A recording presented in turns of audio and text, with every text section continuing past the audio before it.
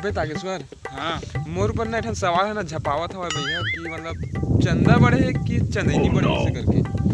Simple सी बात है भाई, चंदा बड़े है। बिल्कुल गलत, काबर? एकदम गलत। काबर?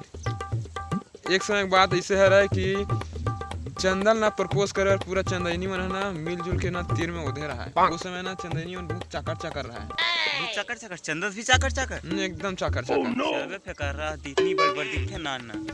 वो आँखी के धोखा रहे ना भैया। काहे अगर प्रपोज करिस हवे ना सब्बो जम्मो चंदनी मन हा चंदा ला हाँ तो एक एक थपड़ा मारी से सब जन ना बाटी बराबर रहती होती छटक गए। तेरे नाम से ना आदमी छोटे दिखते लेकिन हवाई बड़े चाकर चाकर। इससे का? हाँ, अरे मैं सवाल पूछू का तो यार आंसर नहीं बता पा रहे हैं।